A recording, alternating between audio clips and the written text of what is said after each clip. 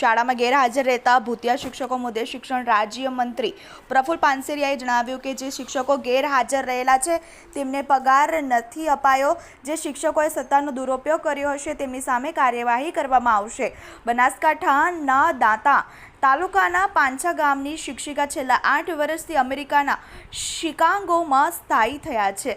ચાલુ નોકરીએ શિક્ષિકા મેડમ છેલ્લા 8 વર્ષથી અમેરિકામાં માલી રહ્યા છે અને અહીં આદિવાસી વિસ્તારના બાળકોનું શિક્ષણ તેમના શિક્ષક વિના ખોરંભે ચડ્યું છે। શાળાના કુલ શિક્ષકોની જ્યારે ગણતરી કરવામાં આવે ત્યારે આ મેડમનું હોવા છતાં તેમનું નામ ગણાય છે, પરંતુ 8 વર્ષથી મેડમ શાળામાં ફરક્યા પણ નથી। આ મુદ્દે શિક્ષણ રાજ્યમંત્રી પ્રફુલ પાનસેરિયાએ જણાવ્યું હતું કે શિક્ષિકા છેલ્લા 8 વર્ષથી ગેરહાજર હોવાના તેમને ધ્યાને આવ્યું છે અને તેમને પગાર ચૂકવવામાં આવ્યો નથી અને જો ચૂકવાયો હશે તો પણ તેના સામે પગલાં લેવામાં આવશે। પાનસેરિયાએ જણાવ્યું હતું કે ગામડાઓની શાળામાં બાળકોને શિક્ષણ આપવાની જગ્યાએ મોટી રજાઓ લઈને જતા હોય અને પોતાનો વ્યક્તિગત સ્વાર્થ સાધતા હોય આવા શિક્ષકોની તમામ જાણકારીનો રિપોર્ટ સોમવાર સુધીમાં આવી જશે અને જ્યાં પણ ક્ષતિ જણાશે ત્યાં કાર્યવાહી કરવામાં આવશે।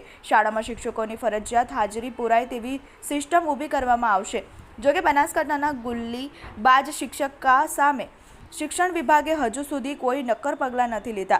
સમગ્ર મામલો પ્રકાશમાં આવતા તપાસના આદેશ કરવામાં આવ્યા છે। તેમના પગાર બાબતે પણ જાણકારી મળી છે કે 1 જાન્યુઆરી 2024 થી જુલાઈ 2024 સુધીનો તેમને પગાર નથી ચૂકવાયો। જોકે શિક્ષિકા 8 વર્ષથી ગેરહાજર છે ત્યારે તેમનો માત્ર 7 મહિનાનો પગાર કટ કરવામાં આવ્યો છે, જ્યારે 7 વર્ષનો પગાર તો તેમને મફતનો શાળાએ ગયા વિના બાળકોને ભણાવ્યા વિના ચૂકવાયો છે। તેના પર શું કાર્યવાહી થાય છે તે જોવા રહ્યું છે। આ માત્ર એક શિક્ષિકા વાત નથી, રાજ્યમાં આવા અનેક ભૂતિયા શિક્ષકો છે। મહેસાણામાં આવા 10 શિક્ષકો હોવાનું સામે આવ્યું છે, તો વાવમાં એક શિક્ષક લાંબા સમયથી ગેરહાજર હોવાનું પ્રકાશમાં આવ્યું છે।